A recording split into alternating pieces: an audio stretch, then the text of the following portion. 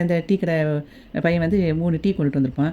"அண்ணே இந்தாங்கண்ணே டீ" அப்படின்னு சொல்லி பாட்டிகிட்ட கொடுக்கும்போது, "எதுக்குடா 3 டீ கொண்டு வந்திருக்க?" அப்படின்னு சொல்லி கேட்பான். அக்கா வர்றத வழியில பார்த்தேன். அதான் சரி வரும்போதே 3 டீயா எடுத்துட்டு வந்துட்டேன். வேண்டான்னா சொல்லுங்க எடுத்துட்டு போயிருந்தேன் அப்படின்னு சொல்லி சொல்லுவான்.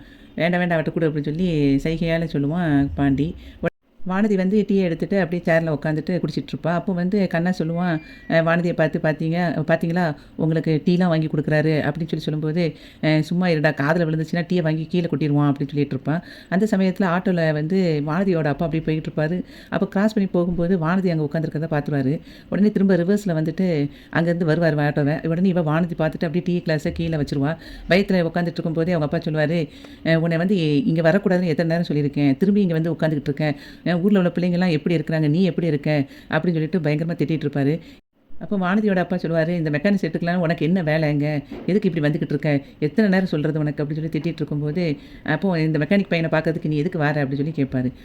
அப்போ வந்து கண்ணா சொல்லுவான், "அண்ணன் என்ன பண்ணுவாங்க? அண்ணன் வந்து வரக்கூடாதுன்னு சொல்லிட்டு இருக்காங்க. உங்க பொண்ணு தான் அங்க வந்துட்டு இருக்காங்க." அப்படின்னு சொல்லி சொல்லுவான்.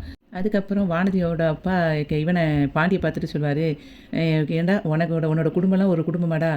உனக்கு வந்து ஏன் பொண்ணு கேட்குதா?" அப்படின்னு சொல்லிட்டு திட்டுவான்.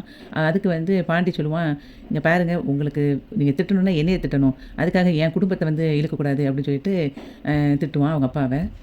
பாண்டி வந்து திரும்ப சொல்லுவான், "திட்டணும்னா உங்க பொண்ண திட்டுங்க. அது மாரி வரக்கூடாதுன்னு உங்க பொண்ணுகிட்ட சொல்லுங்க. தேவையில்லாம என்னைய மிரட்டுற வேலைலாம் வச்சுக்காதீங்க.